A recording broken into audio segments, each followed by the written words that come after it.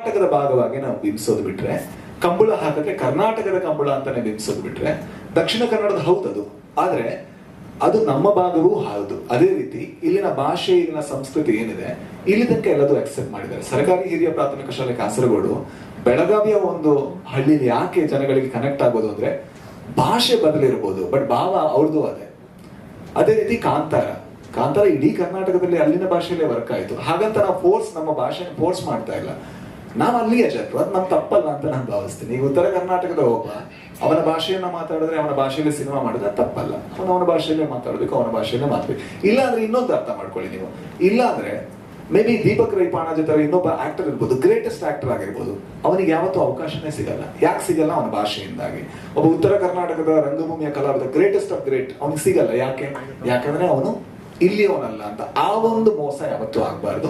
ಅದೇ ನಾವು ಬೇರೆ ಕಡೆಯ ಭಾಷೆಯ ಸಿನಿಮಾಗಳನ್ನ ಯಾಕೆ ಮಾಡಕ್ಕಾಗಲ್ಲ? ಮೇ ಬಿ ನಮಗೆ ಆ ಒಂದು ಇನ್ಫಾರ್ಮೇಶನ್ ನಾಲೆಜ್ ನ ಕೊರತೆ ಇರೋದ್ರಿಂದ ಅದನ್ನ ನೀಗಿಸ್ಕೊಂಡು ಮುಂದೆ ಖಂಡಿತ ಆ ತರದ ಸಿನಿಮಾಗಳನ್ನ ಮಾಡುವಂತ ಪ್ರಯತ್ನ ಮಾಡ್ತೀವಿ. ಅಂಡ್ ಕರ್ನಾಟಕದ ಜನಗಳು ಇಲ್ಲಿ ತನಕ ಉದಾರಿಗಳಾಗಿದ್ರು, ಇನ್ನೂ ಕೂಡ ಉದಾರಿಗಳಾಗಿರ್ತಾರೆ ಅನ್ನೋ ನನ್ನ ನಂಬಿಕೆ.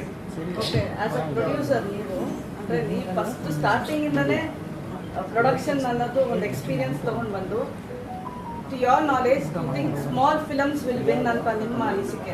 ಡೆಫಿನೆಟ್ಲಿ ಅದು that should be this one of definitely. ಅಂದ್ರೆ ನನಗೆ ಸ್ಮಾಲ್ ಸಿನಿಮಾ, ದೊಡ್ಡ ಸಿನಿಮಾ ಅನ್ನುವಂತ ಮತ್ ಜೊತೆಗೆ ಅನ್ಯ ಭಾಷೆಯ ಸಿನಿಮಾ, ನಮ್ಮ ಸಿನಿಮಾ ಅದು ಕೂಡ ಇಲ್ಲ. ಒಳ್ಳೆ ಸಿನಿಮಾ, ಕೆಟ್ಟ ಸಿನಿಮಾ, ಅದನ್ನ ನಮ್ಮ ಜನಗಳು ಯಾವತ್ತೂ ಮಾಡ್ತಾ ಇದ್ದಾರೆ ಕೂಡ.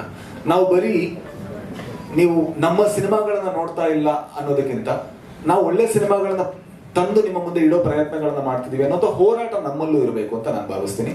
ಅದ್ರಲ್ಲಿ ಸಣ್ಣ ಸಿನಿಮಾ, ಈಗ ಒಂದು ರೆಟ್ರೋ ಅಂತ ಒಂದು ಸಿನಿಮಾ ಬಂತು ತಮಿಳಲ್ಲಿ, ಅದ್ರ ಜೊತೆಗೆ ಟೂರಿಸ್ಟ್ ಫ್ಯಾಮಿಲಿ ಬಂತು. ಒಂದು ದೊಡ್ಡ ಸಿನಿಮಾ, ಒಂದು medium cinema, but retro win ಆಯ್ತು. ಜನಗಳಿಗೆ ಮ್ಯಾಟರ್ ಆಗಿಲ್ಲ ಯಾರು ದೊಡ್ಡ ಸ್ಟಾರ್ ಇದಾರೆ, ಎಷ್ಟು ಬಜೆಟ್ ಇದೆ ಅನ್ನೋದು ಮ್ಯಾಟರ್ ಆಗಿಲ್ಲ.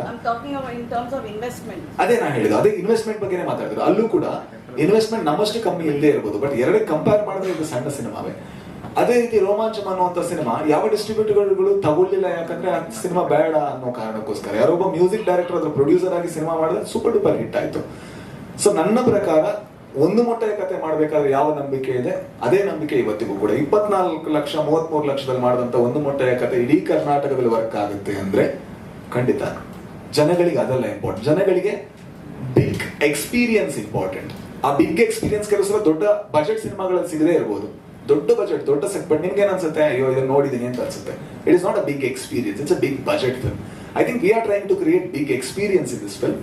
I think we have created ಅಂತ ನಂಬಿಕೆ.